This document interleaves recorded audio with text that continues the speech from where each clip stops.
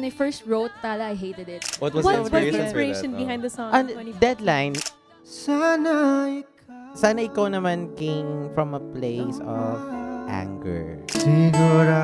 I would describe the music or the OPM scene as genre fluid.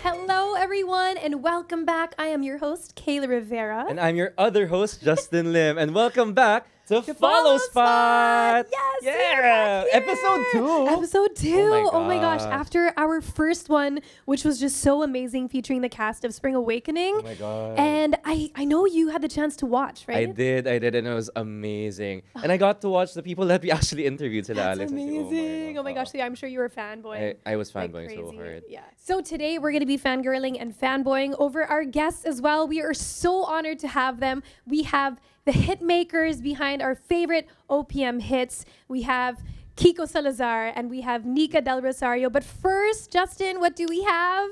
We have a performance for you guys, so let's go over to them.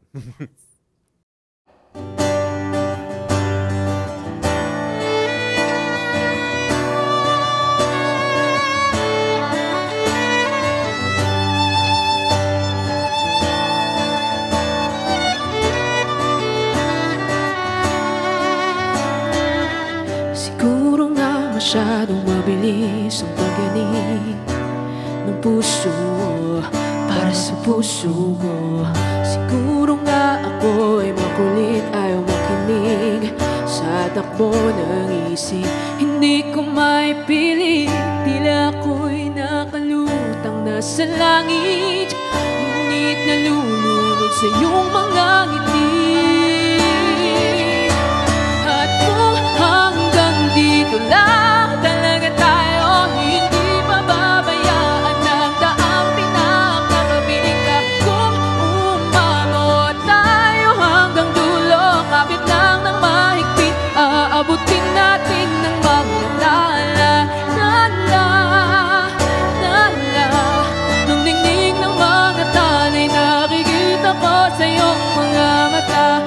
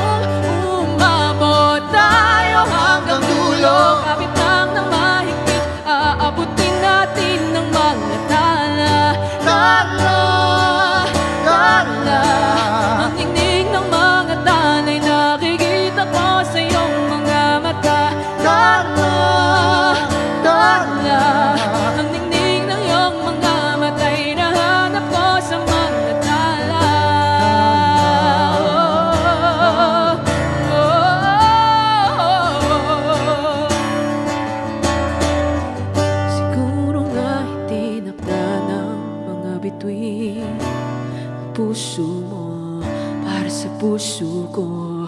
Siguro habang buhay natin aabutin ang ningning ng iyong mga matay na hanap ko sa mga tala.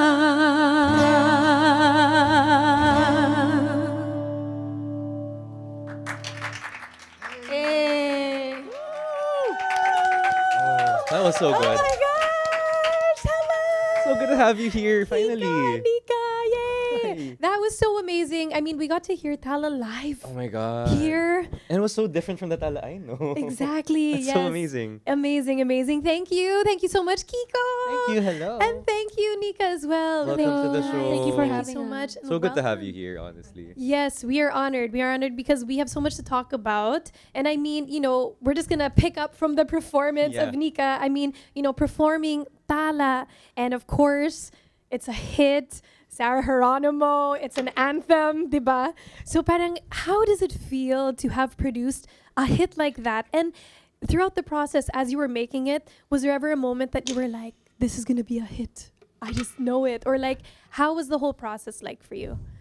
Actually, when I first wrote Tala, I hated it. Like, when What? I finished recording it, I played it for myself and I was like, I don't like this. Should I start over? I don't know if I have said, but like, because we had a tight deadline. It was due the next day. And Oh my I was wrestling in my brain na parang kaya ko ba tong ulitin? Do I have time to start over? I don't like it. But then, everyone from like Flip Music came over and listened to it, and they were like, "It's great. It sounds great. Just keep that, and we'll send it." So I was like, "Okay, I trust you guys." So I did Wow. not think that it was gonna be a hit. So to answer your question. So, but you really had one day. Like they literally told you this is a song for Sarah Geronimo. This is the theme of it. Or how did that go? Wait, you had one day? Yeah. Are you serious? Because so they were making her album, the Great Unknown, Okay. which is what came out eventually. So we submitted a bunch of songs that we already wrote because they were like, so Sarah's coming out with an album. Do you guys want to pitch?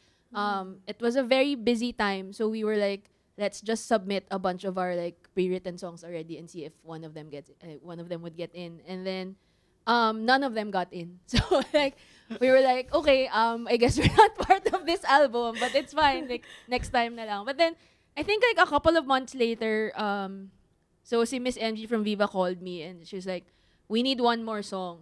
So do you guys want to submit one last song or like try again? So I was like, well, we need one more. Maybe we can write something from scratch na for Sarah this time. Like, but yun nga, the catch was it was due the next day. Oh my gosh. So much Pressure, yeah. Yeah, this is parang, so Sarah apparently, so they were like, Sarah wants Up Dharma Down sounding song. So one of our producers at that time, like he's now known as Alison Shore. So so si Emma. So he made the original beat of Tala, which sounds like an Up Dharma Down song.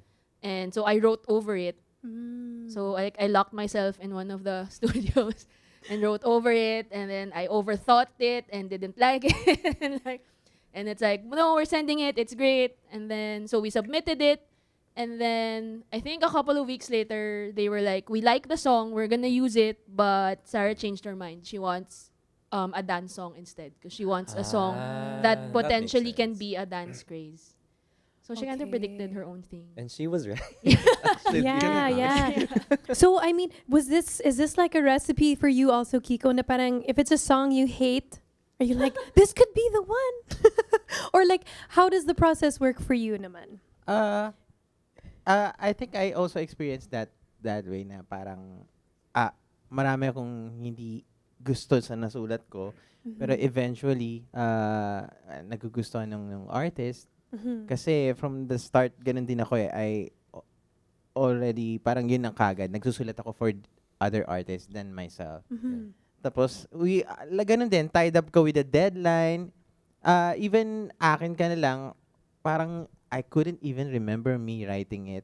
Oh, Yeah, ganun really? siya ka parang it's sige lang, harap. Pero hindi lang sige lang, sabihin mo siya kay ganito o ganun. Grabe. No, actually, I watched your Akin Ka Na Lang on Wish nga. And, dude, I'm so excited that you're here. Can I just tell you? Because you cannot imagine how much I've listened to it on repeat.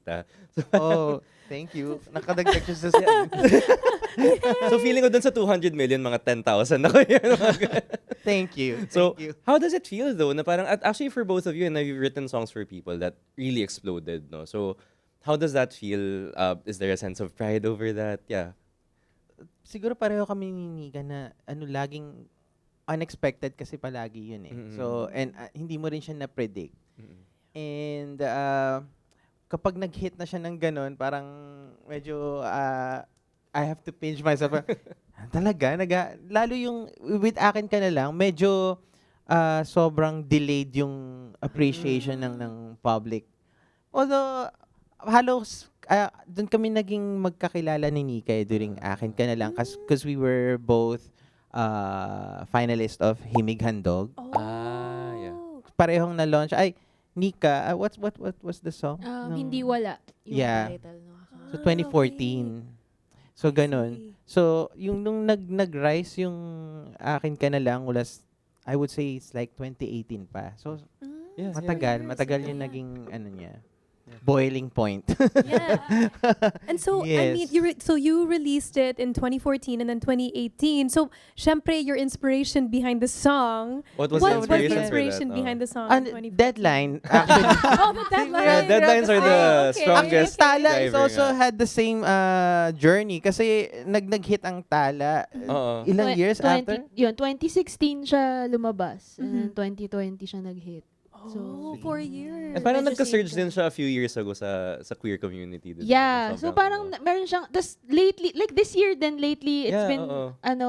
Surging ulit. nagsasurge ulit. Ay, yung bridge. Specifically yung bridge daw. Kasi it's like the ultimate yearning, sound. So, TikTok really yeah, boosts up music sa TikTok talaga. talaga That's yun. why. Yeah. Tapos ang that's funny, parang parehong, I don't know, I wouldn't say naman, yeah, I was taking Akin Ka Na Lang for granted. Pero kapag binalikan mo historically how I wrote it, talagang it's meaningless to me.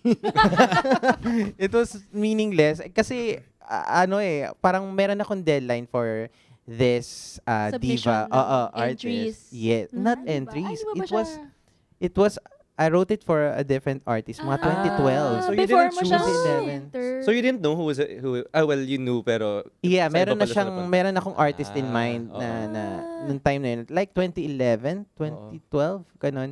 Tapos hindi natuloy yung album. Tapos so nabank ko siya yun. So 2014 I submitted it for Himig Handog. And I know also just on a personal note, I remember what you mentioned when you were in, was it Boston? You were taking your course and then you sang Akin Ka Na Lang. Yes. And then the reaction of those that heard it, there were so many there that knew the song. Yes. Diba? So it's really reached It reached internationally. And Yeah. how did that feel that when you had the chance to sing it for them? It's And a nalaman nila different that- kind of validation, syempre. Yeah. of course. Oo. Yeah, for sure. Plus iba yung appreciation ng mga taga ibang bansa. Most of them mga classmates ko dun were 80% Latinos. Oh. Oo.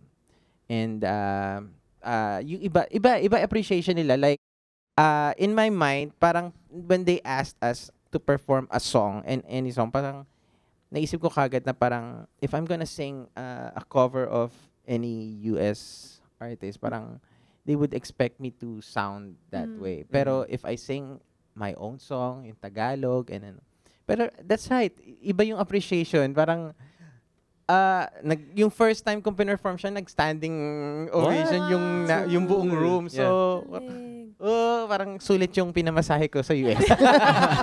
Tsaka binayad ko sa school. Just that one performance, okay na lahat. No? Pwede ka na umuwi. ganun. Yes. Galing. Ano na siya? ano tawag doon? ROI na siya. Oo. Yeah. Oo. And then how about for you, Nika? Like, was there any moment in your career na parang may pinch me moment na totoo to? Like, how did this happen? Yeah, I think same kami ni Kiko ng feelings. I mean, we never really predict. Like, parang ako never ko na feel in my career na when I'm writing a song, I would think nga na parang, sisikat to, this is gonna be a hit. Because like, we write songs because we like writing songs and we like telling stories.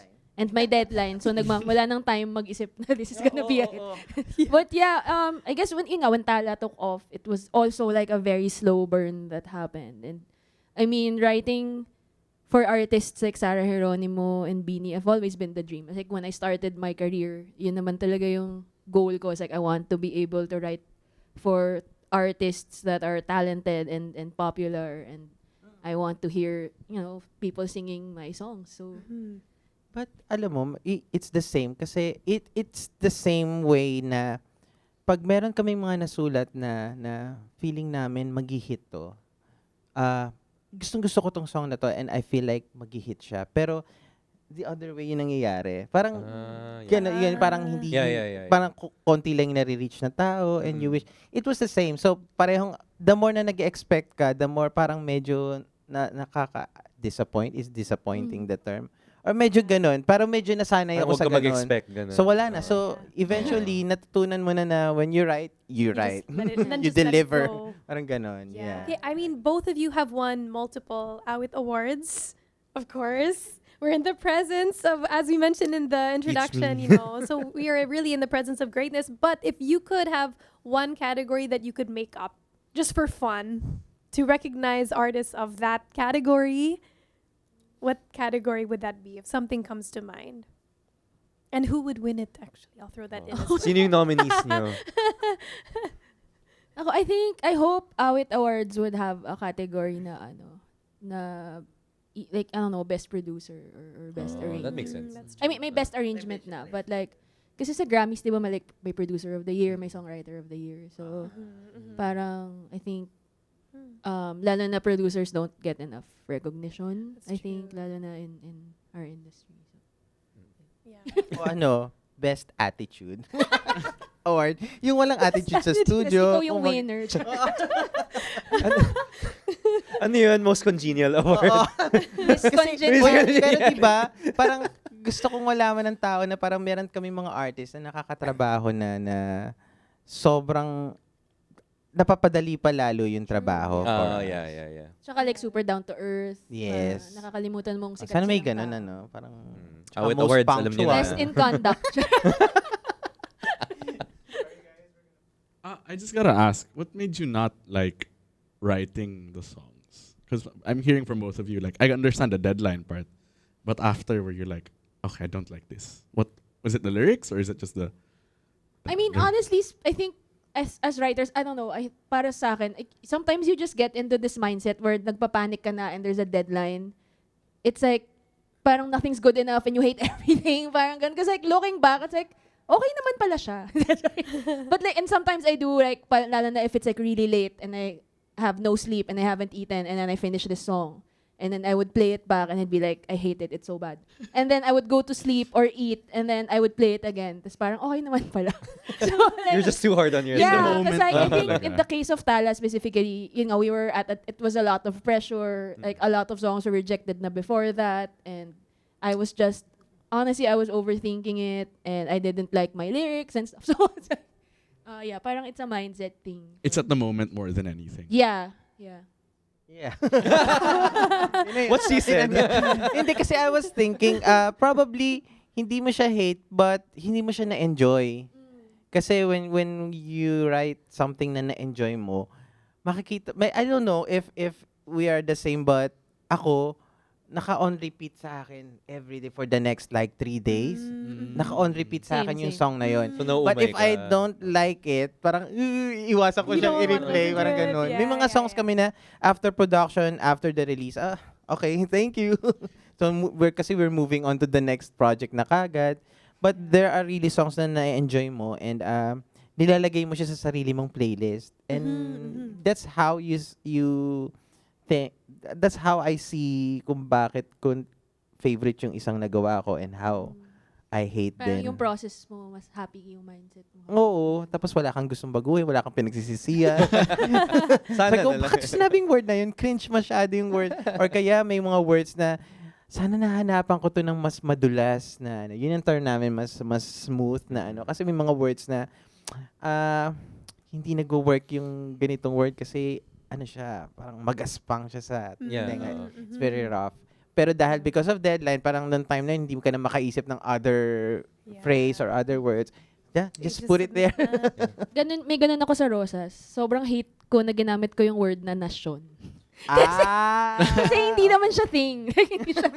Pero may tanong kami, like, if may person that you'd want to collab with in the future, like, may dream collab ka with an artist or kahit producer nga kahit ano, is there a person na ganun or a set of people we'd love to Ako, Gary V. Ooh. Siya na lang talaga. Pero at the same time, I don't wanna work kasi with him kasi I'm so scared. Never meet your Syempre, heroes. He genius scares din me. siya. Like, no, but actually, nung nagsa-start ako, I don't know if it's weird, pero nag-start ako as a music producer na ang nakaka-work ko is si Miss Shasha, si Sir Martin. Pero all of those sessions, hindi ako umuupo dun sa engineer's chair kasi sobrang Kabado. takot ako. Parang hindi ko kayang magbigay ng kumbaga ng authority over them. So, ang pinapaupo ko yung sound engineer. Pero yun, that's si Gary V. Pero I'm scared. Manifest Really natin scared. yun. Oh, no. I don't know if I can.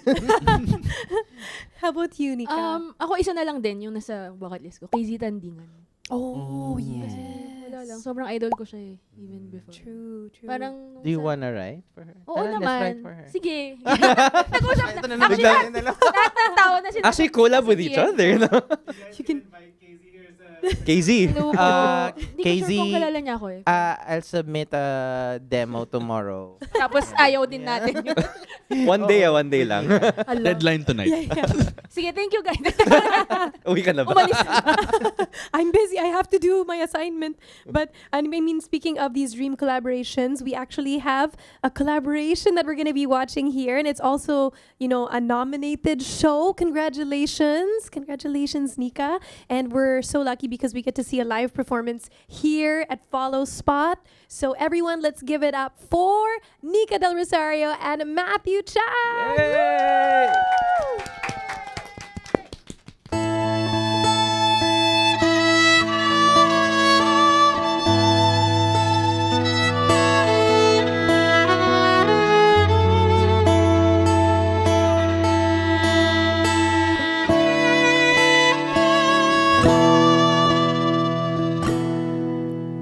Oo, ang dami mo nang pinagdaanan at may sugat na marahil di ko maintindihan. Pero di ba ito ang wakas ng iyong kwento? Kahit kailan pwede pang magsimula muli kasama ko. Sigurado ka ba mabigat ang aking dala? Gagaan yan, handa kong pasanin ang iyong pasan.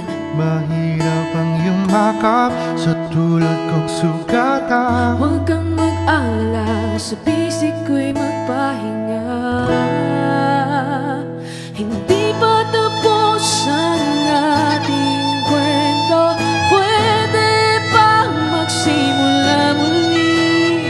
Hawak kamay, sabay sa himig, kayo makpay bagong pag-ibig. Ikaw at ako, Oriang, ikaw at ako.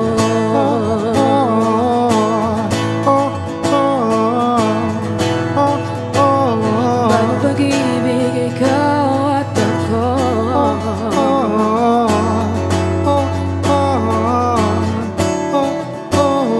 Bagong pag-ibig, ikaw at ako. Alam kong hindi ko mapapalitan. Pag-ibig na sa puso mo'y matagal nang nananahan. Hiling ko lang sana pakinggan at pagbigyan. Sa piling ko'y humibing at dito manirahan. Sigurado ka ba ako'y naghihilom pa? Pag nananahan sa pag-ibig ko'y gagaling ka. Hirap ang magmahal, puso'y pagod at Huwag kang pagkaan. mag-alala, kung bahala sa'yo, sinta.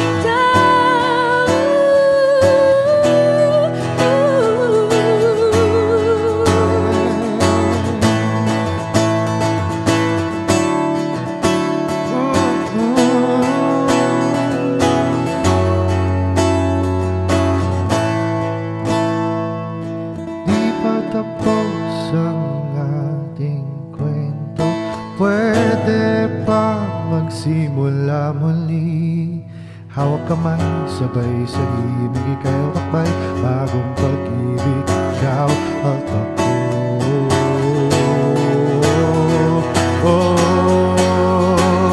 Hindi pa tapos ang ating kwento, pwede bang magsimula muli? Hawak kamay, sabay sa himig, ika'y makbay, bagong pag-ibig, ikaw at ako. Ikaw at ako.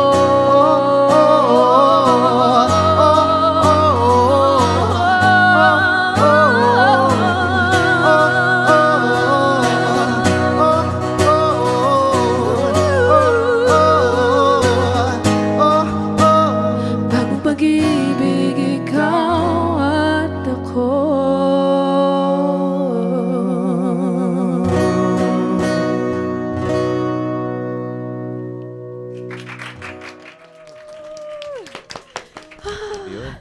Yes, and we actually have Hi, Mato Mato. joining us as Hello. well. Yay, Mato! Oh my gosh, How do thank you feel? Nakakaba, but after singing, nawala na yung kaba ko. Thank you so much for joining us. And again, congratulations, Gregoria Lacambini. I mean, can you guys tell us a little bit also about that whole experience, how the whole process worked, and how did you guys, get over the... I'm sure it was such a nerve-wracking experience. It's your first time doing a musical with your original compositions. How was the whole process? It was my first original musical period. It was third. Pangalan mo na? It was his second time. His first was Dekada 70, the musical. So Tanghalang Pilipino contacted us because they said they wanted to do a musical on the life of Gregoria de Jesus. Tapos it has to be P-pop.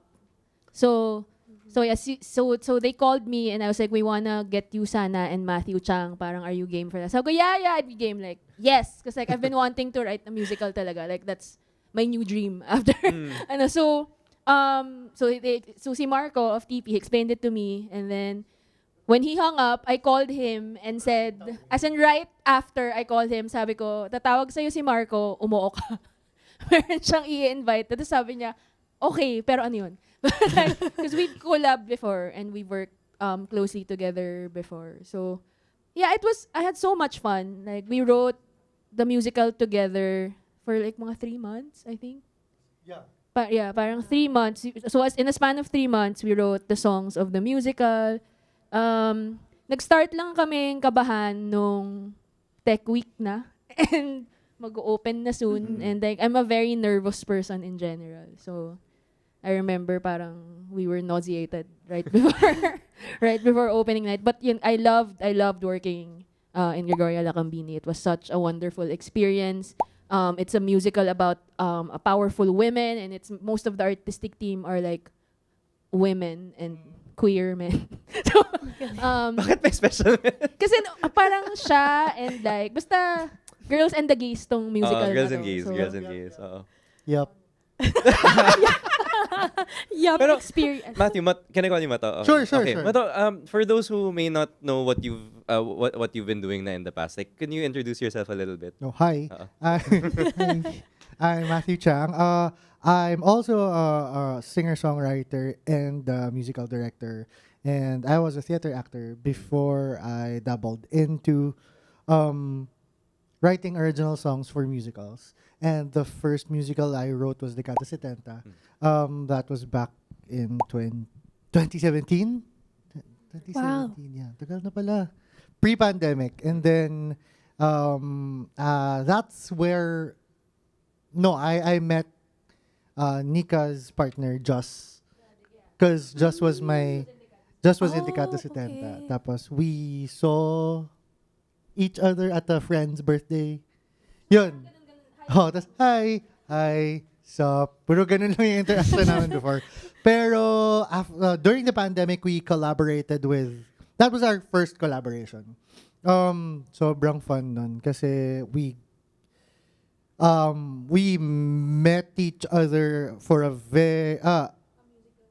musical series. Still. And then it was literally our first meeting, And then after 2 hours, we produced the song together with our other writer, Mike Shimamoto for that. And then the rest is history. We can't get rid of each other no matter how hard we try. You're now closely bonded. Yeah. We're like twins. Buy from- one, take one na ba kayo? Oh, Wala. yeah. Ganun eh. Parang yung iba nagjo-joke na kambal daw kami, yung iba Oo. nagjo-joke na daw kami. Lavender marriage. Kasi yun yung joke ko, like tawag ko sa kanya work wife. Yep. Kasi yun nga, parang we work together in a lot of things. So, as in yun, he plays violin for a lot of my singles. I play guitar for him. So, ayun. Yun, tapos, going back to her story when I was just la doing my day and then tumawag siya, oy, sabi ko, what? Tatawag sa'yo si Marco, mag-yes ka. Okay, for what? Yun, tapos niya, basta. Tapos pagkababa niya ng phone, as in, right away, tumawag si Marco, hi.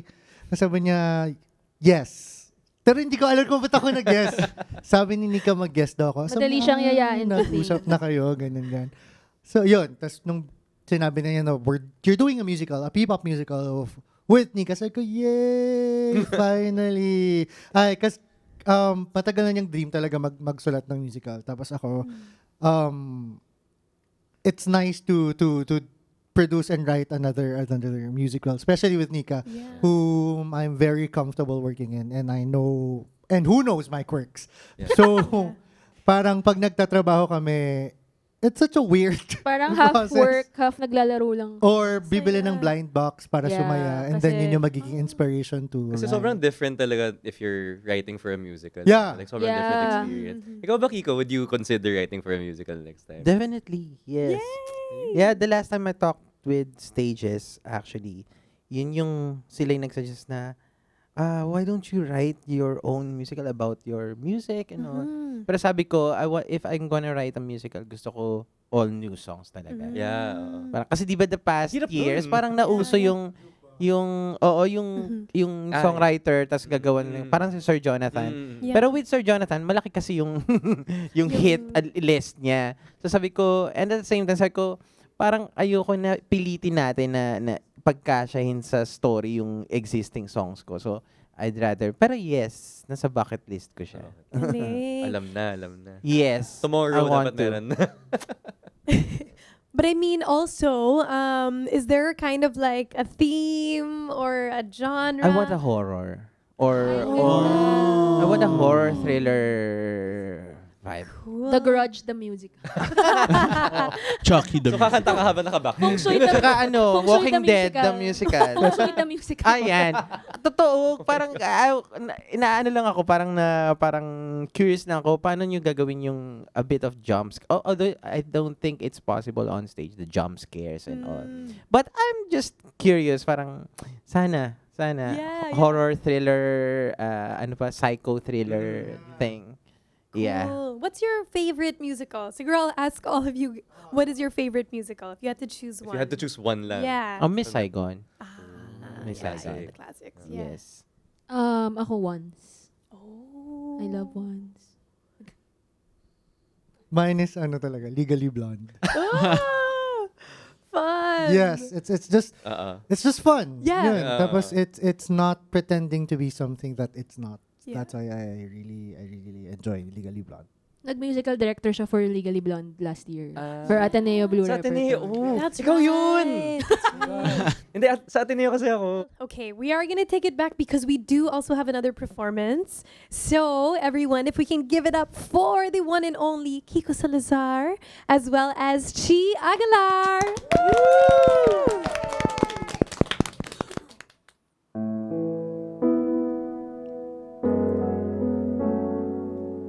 Parang di ko kaya to habang ikaw ay masaya, ako na may kay lungkot. Mali pang sabihin, di kayang tanggapin. Ba't di mo ramdam ang sakit? Sana ikaw naman, sana'y maramdaman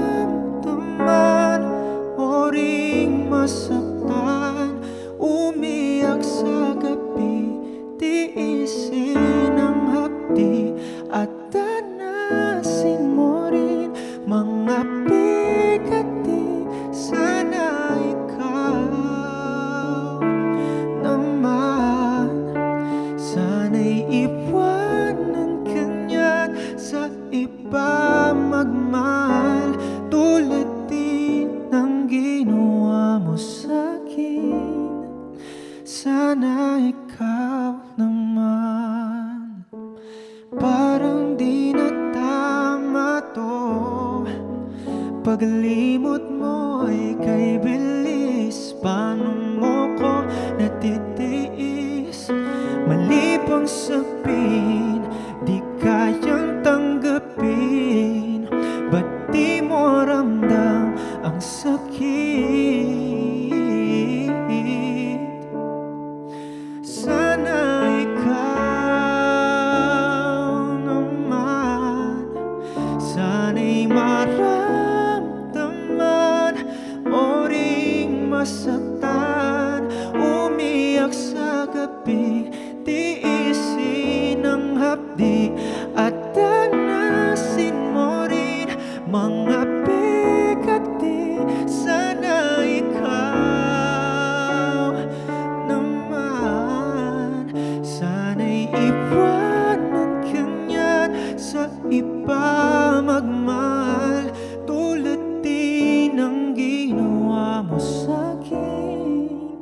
Sana ikaw naman ang magmahal, labis na maniwala.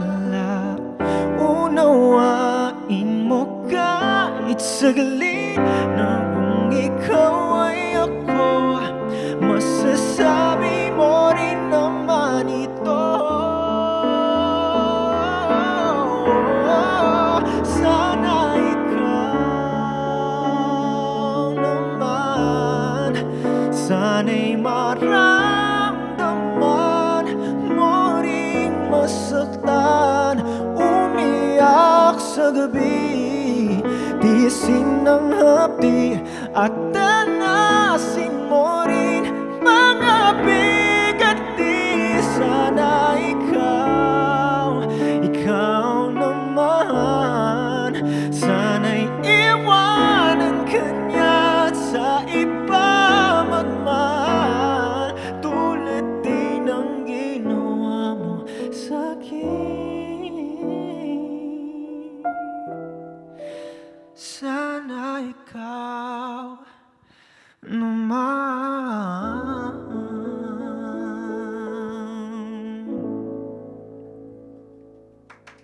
Yay! Let's give it up for Chi! Yay! Gagaling nyo, grabe. Amazing. Oh my gosh. Well, welcome. Welcome to the show. And thank Thank you so much for having me here. Thank you, Ben. Thank you. Now, Chi, if you can introduce yourself really quick lang. Yes, guys, my name is Chi, and I'm a singer-songwriter from Star Music under Old School Records. Okay, Sir Kicks. Yeah. So, I mean, can you tell us a little bit about the song that you just performed? Yeah, actually, that was my first single. Yeah, sinulat siya ni Kuya Kicks for 4 years ago na. Can you tell us a little bit about yung inspiration? Mas ako yung sumulat. Siya kasi What Sana inspired ikaw you? naman. Yeah. Sana ikaw naman came from a place of anger, actually. Ooh. Na when you're wishing death on the... Well. Oo, yung nag-wish ka ng harm dun sa kabilang tao na sana... Oo, grabe. The lyrics said, sana ikaw naman, sana'y maramdaman mo ring masaktan. Umiyak sa gabi. Di ba kasi madalas parang, di ba yung pagkabagong breakup ka parang naka-victim Ganong mode stage ka talaga na talaga, ba't ako lang yung ganito. Ganong Tapos stage. bakit yung ikaw okay ka lang? Hindi pwede yun. dapat alam mo kung gaano ka kagalit and I just to wish you the worst. Parang Parang napipindot talaga yung anger. No? Oo, pero in a very kawawang way because probably the song is very sad. Pero yun, I was coming from that. And favorite ko yun actually. Siguro kung may top 10 ako, it probably could be on the second or the third top favorite. Oo. Galing. Yes. So for you, Chi, kamusta naman yung experience working with Kiko? Any complaints? Bawal ko sabihin di. Hindi, actually, nung naka-work ko si Kuya Kicks sa mga songs, pag nag-record kami, madami siyang mga techniques sa recording. Kasi ako, hindi pa naman ako sanay talaga sa recording before. Tapos nung na-meet ko siya, naka-work ko siya, marami na akong placement na vocal placement na nagagawa. Hindi lang sa recording, tas na-adapt ko na rin siya sa mga live performances. Ganun. So, tas sa mga songs naman, yun yung una niyang binigay sa akin na song. Nung pagkarinig ko nung song, medyo nataasan pa nga ako eh. Oh. Parang feeling ko hindi ko kayang kantahin. Pero nung nag-record na kami, tinuruan niya ako yun nga, yung mga vocal placement. And then, yun, surprisingly, maganda yung kinalabasan. Galing, Not galing. just a singer-songwriter, but also vocal coach. Yeah, Actually, yeah. May singil na yun, ha? Ex. That's true though. I think that's one of the blessings working with you, Kicks, is I mean, when you're listening and you're able to spot out specifically yung placement, the proper way of singing it and everything. But I guess going back to Chi, how did you meet Chi and how did you think that song would be perfect then for Chi? Was it made for him? I think it was Kumu, nung Kumu days. So Pero nagsistraight. Because of before Kumu, I remember, may event nun, kasama ko pa si Kimo. Tapos, nabit na kita nun. Pero hindi pa kami talaga nakapag-usap. Well into Oo. Pero Pero hindi ko pa alam kung magaling siya or hindi. Oo. So, So ngayon, alam na niya na magaling ako. Magaling na.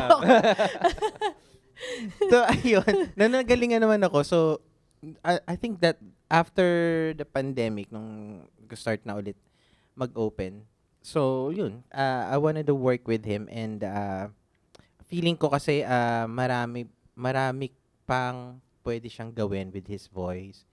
And even yung pagla-live performance niya, I mean, he grew up na mas gumaling siya when it comes to performing. And I'm proud of him. Wow. Yes. Pwede umiyak. Grabe din naman kasi yung experience yun eh. Kahit ikaw din, Nika, di ba? And Kicks, sobrang tagal yun nasa music industry. And nag-start talaga kayo at a young age eh. Parang, I think... actually, we should... Tapos, Nika, you were Flip Music's first female producer, di ba? Yes. Oo. Tapos parang one decade ka na sa music industry. I started working as music producer ng mga 2009. When you were starting out, until now, no, what's the funniest rookie mistake that you've made? Still haunts you to this day. Ako siguro, like, it's a very technical thing. Parang, alam mo yung sa Melodyne. So, it's like pitch correct. So, as in bago pala, it was my first year at Flip Music. And parang may inassign sa akin na i-pitch correct na song. And parang my mistake was, hindi ko na-save yung original vocals without the pitch correct. And then pinitch correct ko siya, minelodyne ko siya. Tapos, parang I think OA yung pagkaka-melodyne ko or something. So, tapos sabi ni Bo Jam, head producer, ibalik mo sa dati. Tapos hindi ko na siya mapanimulan. Oh no. Ayun. Okay, how about you, Mato? Mine still haunts me until today. Kasi alam mo yung, you're writing a song and then you're producing, I was producing the last song for Dekada 70. And then, di ko alam ba't nakapatay yung autosave. Oh no. Tapos nung tapos na ako, sinara ko na lang yung laptop ko. Oh no. Yes, I'm done. Okay, parinig. Okay. Tapos hindi ko na save. No. So I had to start from scratch. After nun, natuto na ako mag-save kahit kakabukas ko pa lang. Every 5 seconds. Nagsisave na ako kasi Control S. Control S. How about you, Chi? Ako kasi hindi pa ako nakapag-produce din ng song. So, wala naman masyado. Pero Kahit sa stage, Sa stage. performing. Parang may alam si Kiko. Ikaw na lang kaya magsabi. hindi, actually, hindi naman. Ano lang, siguro sa lyrics lang ng song. Na nagsulat kasi ako ng song, parang medyo hindi ko maintindihan yung grammar ko. Tagalog siya. Tapos mali pala yung nalagay ko. So, siguro yun lang gusto kong i-correct. Pero wala, na-release na eh. Nandun na eh. Saka hindi naman nila napansin. Napansin. Oo. Okay. Siguro ngayon mapapansin na. Hanapin nyo na. It's a feature. Alam mo, wala akong maalala. Pero, may ginawa ako dati na, hindi siya within the studio area, pero parang lahat kasi dati ng boy band sa ABS-CBN, like ako yung nagko-produce. So one of them is Harana. Tapos parang nasanay kami dati na after recording, diretso music video. Kasi nag-record kami for a movie theme song. And usually, sa ABS, when you're producing a movie theme song, laging crunch time. Like, I need the masters tonight. Tapos ni-record namin ng 6 p.m., 7 p.m. So, dapat tonight yung deadline. So, ginagawa nila lahat. So, after recording, diretso na ng music video shoot. So, hindi ako sanay na kumbaga nakakakita pa ng video shoot that time. Yung Harana was partly parang ako yung kumbaga parang handler ba in a way kasi parang sa akin binigay ng Star Music lahat ng gusto kong gawin with the band. So during the music video shoot, parang hindi ko alam kung ano yung na may ito pala yung director, ito pa yung tapos ako yung sumigaw ng cut. Diba? Stop! Parang gumanon ako. Parang, tapos lahat sila tumingin sa akin, gano'n. Tapos biglang naramdaman, oh no, wala akong power pala dito, wala akong authority dito. Tapos after, parang bumababa na lang ako ginawa ko, parang gano'n. Yan lang. Yung lahat na nakatingin sila sa'yo, who are you? Parang gano'n. Anyway, so yun. Still haunts Pero if me. ever nga, under old school records, diba? Parang if you were to sign artist, kahit local or international, sino yung dream na gusto mong isign? Like, anong peg yung hanap? Huwag nanakaw tayo sa ibang label. Yeah. Oo. Okay, hindi. Let's say, hindi siya nakaw, pero if you were to peg na, Hiram. Oo. Gusto kong makahanap ng katulad ni Dennis Julia. Dennis Julia. Cool. Yeah. Gusto ko kasi naghahanap ako ng this is until now naghahanap ako ng kasi old school records actually ang aim ng record label ko is to produce new artists na somehow may vibe ng parang 80s, 90s, 2000s. Wala namang particular music genre pero yun. So as of now, parang feeling ko naman complete na yung except wala akong Aaliyah. I don't have that Aaliyah na I don't know. Parang medyo maangas pero sexy and at the same time comfortable basta gets nyo the Aaliyah vibe. Yeah. So Denise Julia yung naisip kong closest to that. I need a Denise Julia on my so hello. Yeah. We're open for Alam nyo audition. na yun. That's you. Hello. So if you had the chance to also sign an artist under your label, who would it be? Or like a specific vibe, someone like blank. Who would it Ooh. be? For me, since I work with Nika in the same label, sobrang dream ko talaga to have Jacob Collier or do a collab with Jacob Collier because every time that he's here, True. I'm just in awe of his musicality, his storytelling, and his artistry. I think you can take this opportunity to invite him directly. Yeah. Hi, Jacob. It's me, Jake. Jakey. Hey, Jay. Jakey It's me, Matty. So, yeah. Hey. Dinner tonight. Yun, ako, Jacob, hands down. One of the guys I look up to. Yeah. Ako siguro, I'd love to sign a theater actor. Oh. Because working in theater made me realize how, like, yes! Let's go. Di na ako dito na. The manifest. Invite. Hi, Miss Kim. Hello, babe. Let's go. No, 'cause, like, working in theater made me realize how many talented theater. And then Sobra. they have excellent work ethic. And sobrang ganda ng attitudes nila and like their personalities. And that they're so hardworking and so talented. So theater actress. Theater actor. Shout out to, I think, are we also talking about Nor from Yeah, of Your course. Girl Lang Beauty? Yeah. Yes. Nor's Oh the my best. gosh. And of course, there are so many other women in the show as well. So I'm Yeah. sure, yes. Like, yeah. it's Shout an out to all of women them. cast. So Yeah. Ikaw, Chi, if Galing. you had your own label, like, who would you wanna sign or work Siguro with? kasi idol ko talaga siya and yung voice and kung paano siya magsulat. So, sa Arthur Neri, mga ganong vibe. Yeah. Sick, Kasi good sobrang lakas niya rin ngayon, no? And Gusto ko yung ano niya yung pagka-soft R&B, di ba? Parang ganun. Okay, very exciting. We're manifesting all of these collaborations to come true. So, Lalo na yung kay Matt. Lalo na kay Matty, I feel like manifestation na yun. you know, he comes to Manila so often. Anyway, so Maybe next time. diba? Sunduin mo na sa airport, Oo. tapos wag mo na pakawalan. Yup. Oh, tara na. Collab na tayo. Yup. That's true. With a white van. Like On him in the brand, studio. yeah. Hindi naman sa On black brand. van. Yeah, White yeah, van yeah, naman yeah. siya. I mean, okay, so we've talked about a lot of things, but I mean, overall, we've been talking about OPM, and you guys both have contributed greatly in shaping modern OPM. If you were to give a metaphor or just describe the current state of Philippine music in one word or even just a few words, what would it be? Ako, it's festive. This is the most festive era of OPM. Kasi parang there are audiences, there are, may audience for every genre ngayon. Kasi back in the 90s, inunahan ko na kayo, okay na.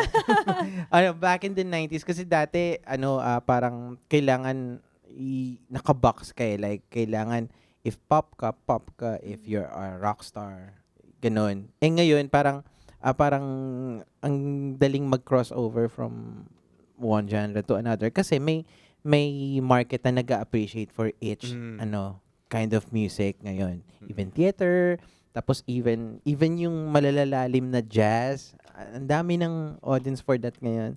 And I'm so happy kasi parang nung nagsa-start ako as an artist and slash music producer, parang hesitant ako na mag-release ng own song ko kasi during the late 2000s, dumami yung rock bands, yung and naranasan ko mismo na yung label, sinasabihan ako na wag kayong mag-release ng ganyang song. I have a band before. Tapos hindi kayo pwedeng mag-release ng R&B kasi wala na tayong market for that ngayon. So, napupush kami na, sige, baguhin natin yung sound natin na para bumenta tayo, para ma-play tayo sa radio. Ngayon, hindi na ganun. As in, sobrang ang swerte ng mga bagong artists ngayon kasi they can be themselves and just be confident and mag-grow sila ng mas maganda dun sa music nila Yan. Yun. Ako, very similar to Kiko. Sobrang diverse ng OPM scene ngayon.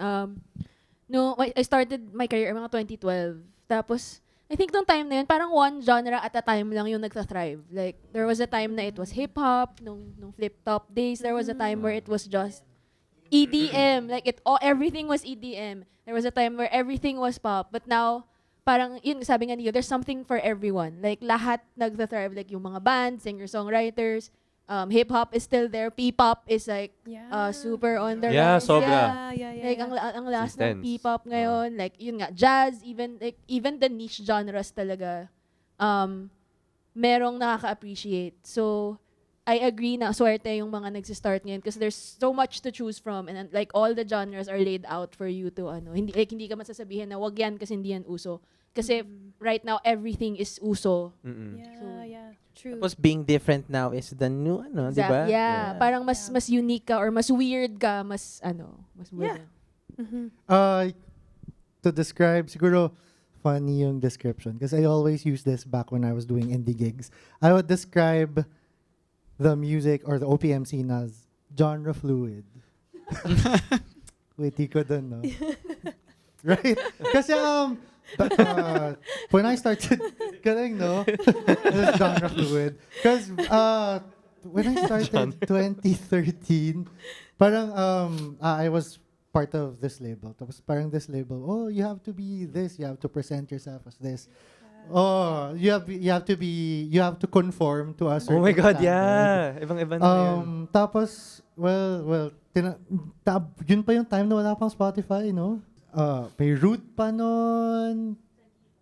May Sagio pa naman. Pero yun yung go-tos. Tapos, now, parang fast forward na lang to now na the more authentic an artist is, the more it gets appreciated by. That's what I love about the current time. Yeah. Chi, if you also want to maybe how it feels to be, the artist doing the songs. How is it being in the industry? Now you have the flexibility to do the songs na you really want to be doing. Actually, grateful ako kasi before hindi ko naman alam na kaya ko magsulat. Alam mo yun? So, with the help of Kuya Kicks, of course, natutunan ko yung process kung paano ba siya ginagawa. And eventually, mas natututo na ako tapos mas napapansin ko na mas gumaganda na rin yung pagsusulat ko. I mean, also just going to be touching on, with Nika, I guess, you having the flexibility to be writing the songs you want to write. And that leads us into a song that left such a big impact. Big impact. Big impact. Big impact. Rosas, I mean, how does it feel to have written that song? To have been a part of a song that just really left such a great impact? That was my first impression of you, by the way. Parang most people. Yeah, actually. Yeah, Uh-huh. true. As in, people come, sometimes, until now, people come up to me while walking down the street and be like, di ba ikaw si Rosas? Parang yun na yung name ko. May name tag ka. I don't know, Rosas was such a strange experience because I didn't, like, at that time kasi, diba, like, tensions were high and, like, the political areas, like parang everyone was at this mindset na parang, what can we do to help with the campaign? What can we do to like, rally other people? And it's like, the only thing I know how to do that I'm sure I can contribute is, like, I can write a song or something. Like, I was in this, mindset na parang, I just want to help. And, it wasn't really planned. I just, as in, we were still doing still. As in, Yeah. we were naka-lock in ng still. And I was thinking na parang, what if I write a song on sa point of view ni Ma'am Lenny, which was actually inspired by one of my idols, si Sarah Bareilles. So, kasi during the Trump campaign, she wrote a song on sa point of view ni Obama when Trump was winning. Yeah. And tas kinanta siya pangalan ni Aaron Burr? Si Leslie Odom Jr. Yeah. So, yeah. so that was such a, like, tumatak siya sa akin. And so, nung political campaigns, like, what if I try to do the same thing? And how does it feel na your song literally reached tens of millions of people? I don't know. It's weird. As It's an just, artist, kasi yun nga, parang it wasn't a thing na parang, I didn't write the song with the intention na parang, I want this to be like the ultimate kakamping anthem. It was really just this thing that I wrote at 2 a.m. because I was inspired by what she did and what she's capable of doing. As in, it's one of the few songs I wrote na naiyak ako, not because I thought it was good. It's because I gaslighted myself into thinking na sinasabi niya itong mga bagay na to sa akin. And like, I got emotional. And it was just a thing that pinayagan ako ng Flip Music to do na parang, can I release this song? Okay lang ba?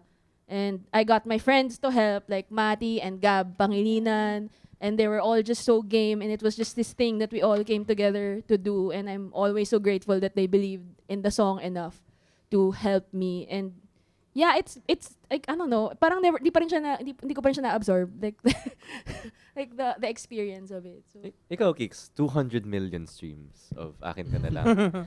200 million. Imagine kung may 200 million people dito ngayon. How do you feel na ganong level? Definitely, sobrang grateful. Kasi parang tayong mga songwriters, hindi naman tayo lumilikha ng songs with so hopefully, lagi akong nag-hope na sana ma-appreciate ito na mas marami, sana mag-hit. Pero hindi inalis ko sa mindset ko na when you write a song, hindi dapat yun ang nagmo-motivate sa'yo. I'm always writing na nasa place of gratefulness kasi I got to do what I want and I got to live, I get to earn. Yun din, lahat na yun. So with Akin Ka Na Lang, parang siguro alongside Morissette, we were both grateful sobra kasi yun din yung naglagay sa aming dalawa ng value sa industry. Malaking value.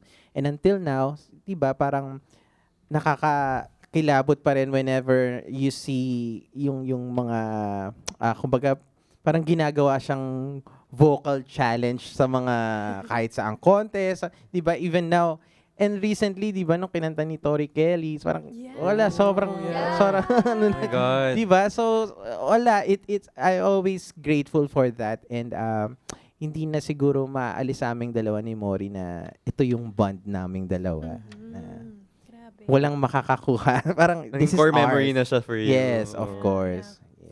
With you guys sharing your advice as composers, as songwriters, I'm sure there's so many young upcoming songwriters, that would need some advice on what is that intention they should have behind them when they're writing their songs. Maybe just a piece of advice that maybe someone shared with you, or just something you want to share. If you could give one piece of advice, what would it be?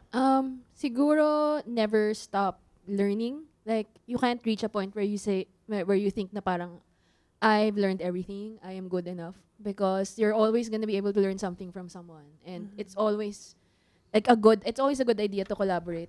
And if you find people, like-minded people that you love working with, keep working with them, because you can make each other better, and yun nga, like kayo may natututunan from each other. And it's always nice to have a good attitude. Like we always believe na attitude and personality is like trumps talent and skill, because yun nga, you can learn skill, you can learn talent, but yeah, be a True. good person. So, Be a good person. Period. Yeah, that's true. Ayun, ako naman, lagi kong pinapayo sa mga nakakasama kong nagsa-start mag-write and all. Laging parang you don't have to limit yourself now. Parang do as many songs as you want. If they think, lagi nila kasing sinasabi, parang paano pagka feeling ko pangit yung ginagawa ko? Then sabi ko, then do 10 ugly songs. Sa 10 ugly songs, for sure may isa dyan maganda. So, just write and don't limit yourself. Yun lang. Yun talaga. For me, siguro, two things. Actually, parang one lang siya. There's Never mind. Isa lang siya. Naging one. There's always a space for each and every Oh, individual. that's beautiful. And there is someone who's willing to listen. So, no matter where you are, no matter who you are, you have a space in this world, and someone is willing to listen to whatever you have to say. Yun. That's beautiful. Ikaw, Chi, being someone new in the industry, like, a lot of people will love to be in your spot na spotan, na sinusupport, no? So, what would your message be to those people, lalo na sa social media, na sa social media lang talaga sila lumalabas ng artistic output? Para sa akin kasi, mahalaga na makinig kayo sa mga mentors nyo. Diba? Yung mga sinabi nila, makinig talaga kayo doon. Oo. Kasi pag hindi kayo nakinig, take kayo ng mga advice, ganyan, manood kayo ng mga podcast, or attend kayo ng mga seminars, mga songwriting, ganyan. Doon din naman ako natuto. And natututo pa din until now.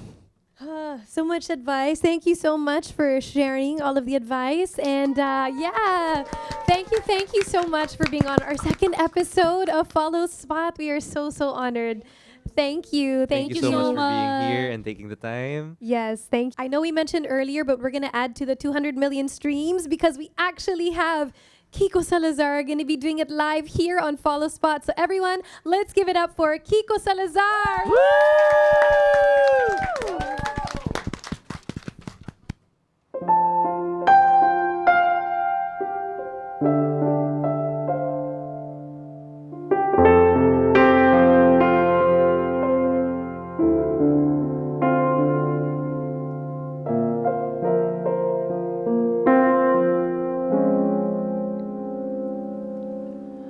Bakit hindi mo maramdaman ikaw sa akin ay mahalaga? Ako sa'yo'y kaibigan lamang. Paano nga ba di ko matanggap?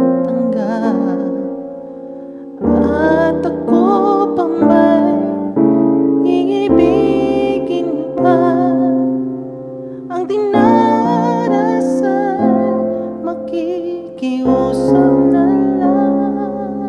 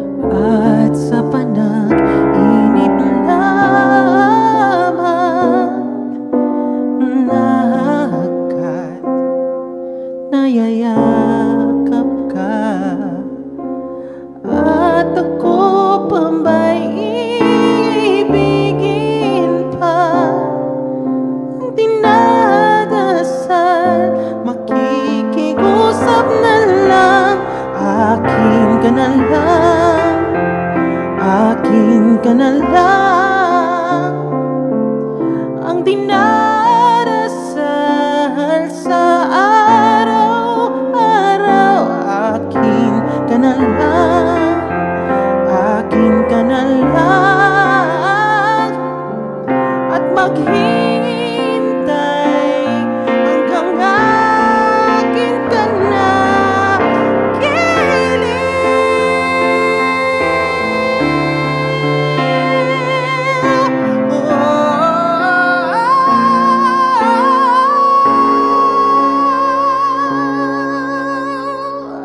at ako pa ba'y ibigin pa? Dinadasal, makikiusap na lang, akin ka na lang, giliw, akin ka na lang,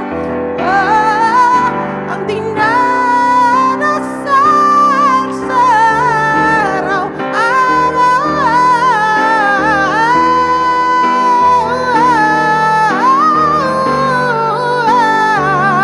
at maghintay hanggang akin ka na.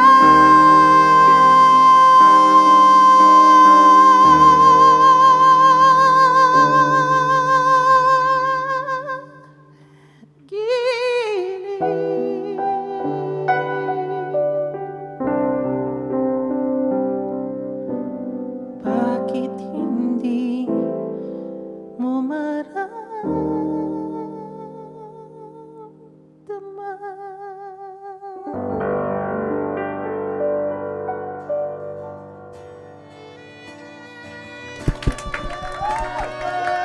Grabe yun, Kicks! Thank you so much for that performance. Sobrang galing. Ay, puso natin, no? Oh my God! Oh my gosh. Yes, thank you so much, Kiko. Thank you so for much. gracing us with your performance. Oh my gosh. And also, we had many other performances as well. So Come on on. bring back also, of course, Nika Del Rosario, Dan Dacanal, as well as Chi Aguilar and Matthew Chang. Maraming salamat! Yes. Thank you so much. That was amazing. I think it's safe to say that our studio has been blessed. Has been blessed indeed. Thank you. You know, I had such a fun time. I know everyone else has such a fun time too. If you like what you see here, we have so much more in store for you. We have bonus content to be posted in future days. So make sure to follow us at Stages Sessions right now. Yes. Make sure to subscribe and also share it with your friends. We want to share everyone's, kwentuhan and performances as well. So please make sure to share it. And yes, of course, subscribe and follow all of our accounts. And thank you again. Thank you very, Thank you, very everyone. much. Thank you. And this has been the second episode here on Follow Spot. Once again, this has been Kayla. And Justin, and this has been Follow Spot! Woo!